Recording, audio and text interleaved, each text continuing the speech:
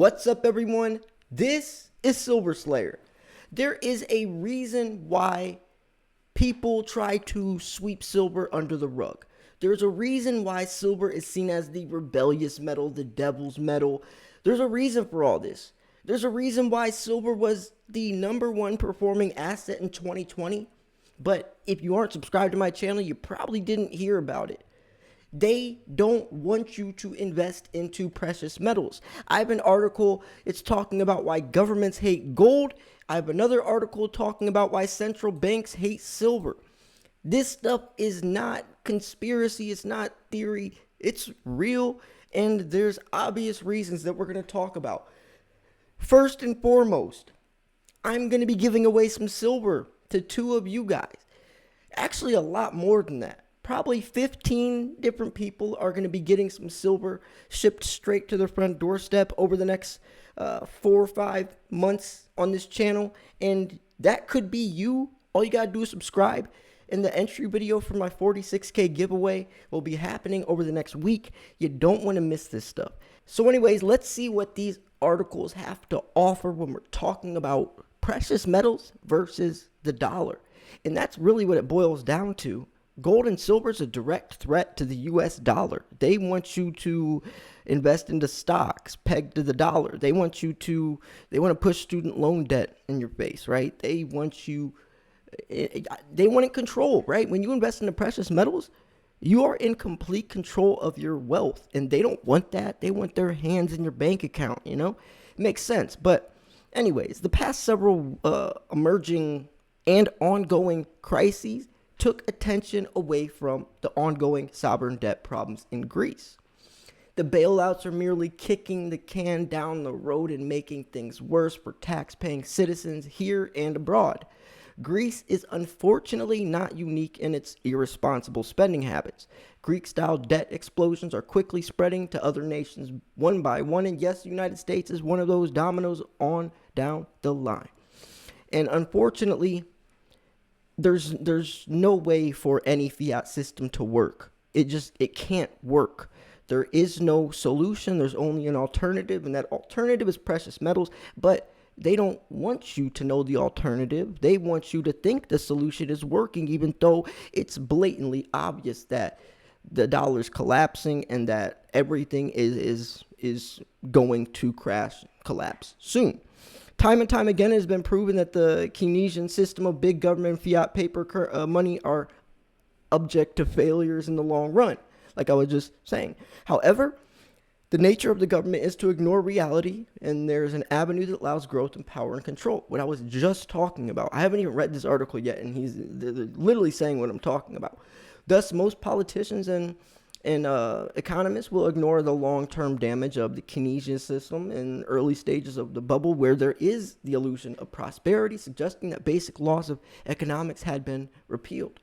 In fact, one way to tell if a bubble is about to burst is if the economists start talking about how government and central banks have repealed the business cycle. And here's one of the other things that nobody talks about. America is the richest country in the world because we own the most gold. That's the only reason. The truth is the laws of economics are constant and real, no matter how inconvenient they might be to politicians and bankers. This reality is setting in and the bills are coming due, right? I mean, it's like trying to pay off a credit card with another credit card. It's going to catch up to you. In the meantime, countries that have no money have bailed out other countries that have no money, except for the phony money created by politicians, bureaucrats, and their partners in crime at central banks. This may be preventing big, well-connected banks from having to take on massive losses, but at all the expense of the tax-paying citizen, right? But they're not going to portray it that way. And the worst part is the USD is the world's reserve currency, so everyone across the globe relies on the dollar's strength. And as things get worse, there's its own. Okay, so no matter who would have won the election, I'm getting to a point here, by the way. So whether candidate A, B, C, D, E, F, G won the election, right? They had to throw out that $1 trillion stimulus word or they would not have gotten elected. Nobody would have voted for them if they would not have thrown out $1 trillion stimulus. They knew that. But we don't have that money to give out. So obviously they want to get votes. Obviously they want to win. So they almost had to make a promise that is unpromisable. I mean, we were already $27 trillion in debt. Now we're around 30 trillion. And since Joe Biden won, there's a lot of excessive spending, especially in the Green New Deal, where he's throwing out trillions this way, trillions that way, trillions more in stimulus. It is going to get bad. And anyone thinks that people are catastrophizing it or taking it to the extreme or exaggerating, they're going to be sadly mistaken, because that is not true. We are on the brink of a financial collapse. It's the truth. And this situation only sped things up times 10. It was already deemed a fail, but this situation sped things up times 10, and that's also why we have to be transferring fake money into real money and taking control of our financial freedom, of our hard-earned money. One option is to convert their fiat currency into something out of reach of central banks and government spending, such as gold and silver, what I was just talking about. It is fairly typical in the midst of economic crisis like these for gold to come under attack from Keynesian economists in their aim and corner in the media, right? They're going to try to make it seem like gold and silver stackers are crazy tinfoil hats, and that's because they want people to trust them. They want us to look like the bad guys. They want us to look like the rebels, because then the other people, they almost feel like they're going against their morals if they start investing in the gold and silver.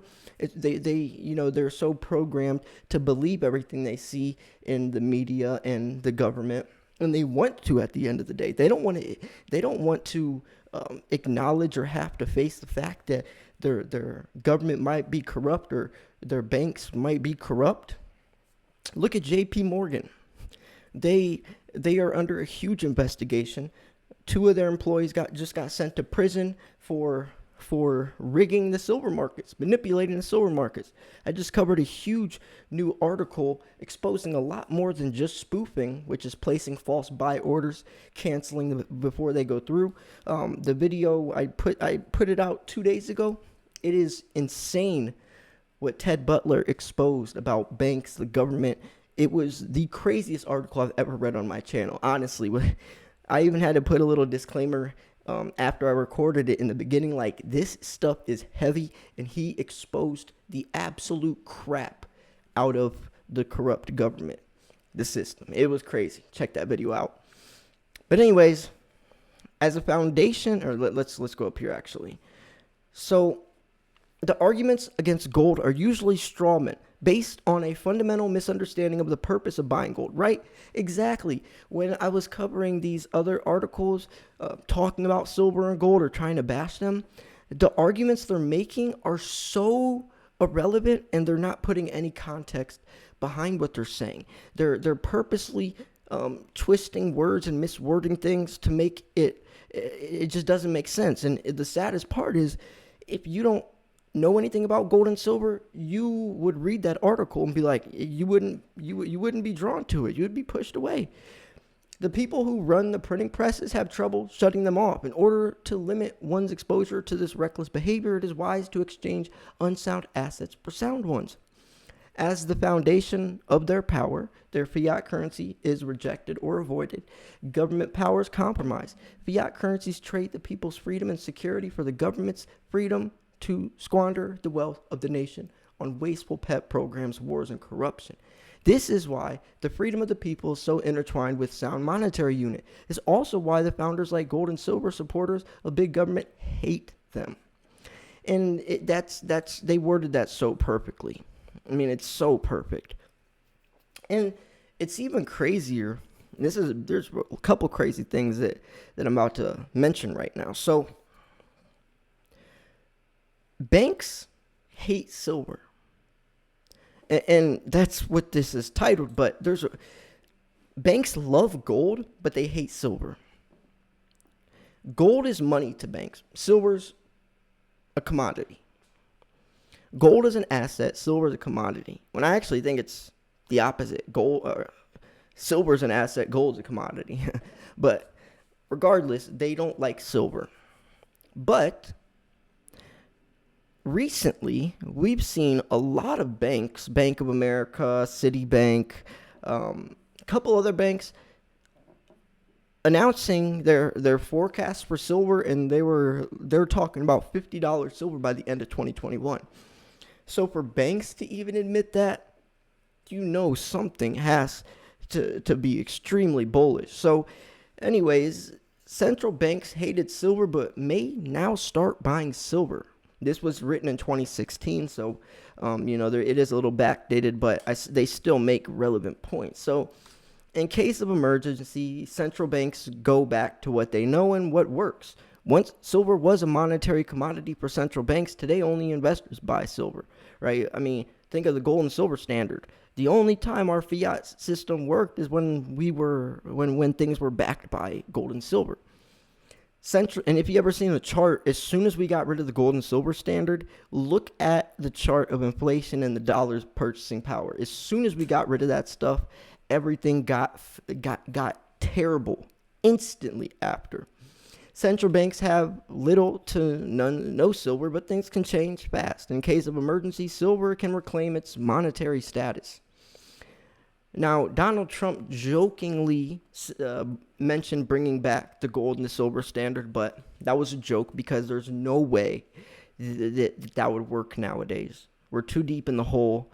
We're trying to get ourselves out of debt by replacing it with more debt. There's just no fixable way. The only alternative is precious metals. That's the only thing you can do at this point. So, or resetting the system. And I think Bitcoin is replacing the dollar right in front of our eyes, but nobody's noticing it. Think about it. Bitcoin is literally replacing the dollar, but nobody sees it. It's obvious. But anyways, most investors will see you as a fool when you say central banks can start buying silver, even when they aren't interested in gold. But when you think a little further, it's not that crazy of an idea after all. But first, you must understand the meaning of money. Money is divisible, should be divisible in smaller units, portable, able to carry it around, homogeneous, one unit should be the same as any other unit, durable, should not be able to be easily destroyed or eroded, and valuable, should have intrinsic value. Centuries ago, people chose gold as the best to be money. That's why over the world, gold is considered money. In every country on earth, gold is the same, and it has intrinsic value. That's also the reason central banks love gold, and they do. Investing in silver before central banks heat up the price. But silver is also divisible, portable, homogeneous, durable, and valuable. A long time ago, central banks had silver in their vaults as a safe haven, but now silver is almost entirely demonetized, right? In 1930, FDR changed the gold to silver ratio from 16 to 1 to 75 to 1. He single-handedly devalued silver. Bretton Woods killed silver definitely when the world embraced gold and the US dollar as true money. While central banks were still holding gold as a part of the reserve, silver was sold off. That's why some see gold as money, but silver as a commodity. And that's not even the reason. The main reason is because silver is used more in the industry, the industrial side. It's the most highly conductive metal for thermal conductivity, electricity, even light sensitivity, and it's used in every technological advancement, that especially the way we're headed in. So, and gold isn't. Gold is used most for jewelry, earrings, necklaces. That's what gold is most useful for. Silver is the opposite. There is silver in jewelry, but most silver is used for things that make the world go round. So anyways, in the 70s, central banks bought gold because there wasn't much faith in fiat currency. Faith stabilized in the 80s, so gold reserves stayed the same. From the 90s till the financial crisis, fiat currency was king and gold was a barbaric relic. But things changed in 7-8. Central banks were net buyers for gold again. And think about it, 2007, 2008, That was the start of the financial crisis. 3 years later led to $50 silver. So net buyers for gold again, especially emerging countries. But in the future, it may be more difficult to buy gold at a reasonable price as faith in fiat currencies fades away. And, the situation we're in is definitely exposing how broke the United States is. And I could only see people turning more to precious metals now than ever, especially with things like Wall Street silver. Because these people, not just Wall Street silver, but they hear about silver and then they usually find out about the dollar afterwards, or how corrupt the system is. Silver seems like a cool investment. It's fun. I mean, it's, you can hold it, you hear it somewhere, you look into it, and then you realize, because no other investment, it makes you look at the reality of our financial system. But when you start looking into precious metals, watching YouTube videos on precious metals, we expose a lot of the truth that no other investment needs to be exposed from. Stocks, no. Cryptocurrency, not so much. But with precious metals, you're forced to look at the reality. And that's why they stay and they don't sell. Look at Wall Street silver again. A lot of people thought they were just going to pump the silver market and dump it. But look on there nowadays. Everyone on Wall Street silver are true silver stackers now and are not selling. So at some point, central banks can embrace silver again because silver has the same properties as gold. The only reason they were not interested in silver is because it was in their interest to hate it. But for how long? After all, it is not like having silver is a new thing for them, right? And honestly, nowadays, silver is the new gold. Silver is gold on steroids. Things are only going to keep getting heated up, and there's two sides to the coin.